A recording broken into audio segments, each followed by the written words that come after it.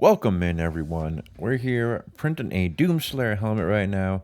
Doom the Dark Ages came out, and it is an amazing game. While we're printing this head, you are going to notice that we had to stop because I ran out of filament, and it took me about 30 minutes to realize it was out of filament. As you can see right there. And then the next filament ran, and it was 12 hours before I could get back to it. And then the last one, I noticed 2 hours after it had paused that I needed to change out for the last bit of filament. But here it is, the Doomslayer helmet in all its multicolor glory. She is going to get painted.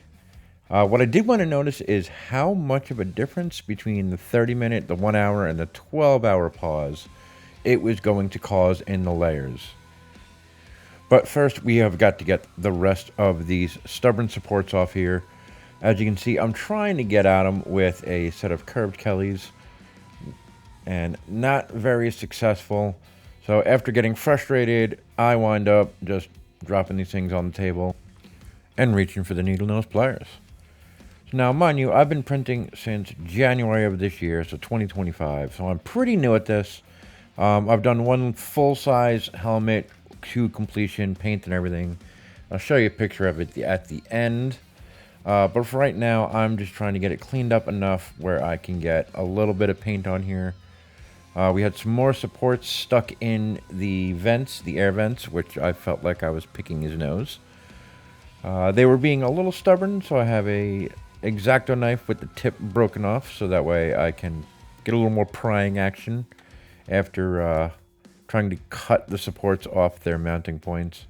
They eventually did give in, and we moved on from there onto the painting process. Right here, we are using the Rust-Oleum filler primer. I've used it so far on all the projects that I've worked on, and it comes out amazing. So between filler primer and Bondo glazing putty and acetone, I can get the projects looking amazing with no layer lines. And as you'll see coming up here with the chaplain that I'm currently working on, it works pretty well. Don't mind Mando, that's one of my son's masks.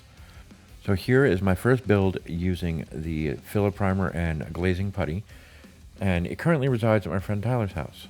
But here is the Doomslayer. As you can see, the line in there is where it sat for 12 hours. So the bottom part contracted a little bit, and when the print resumed, it left that step off there, which, again, we can fill with the glazing putty and some acetone.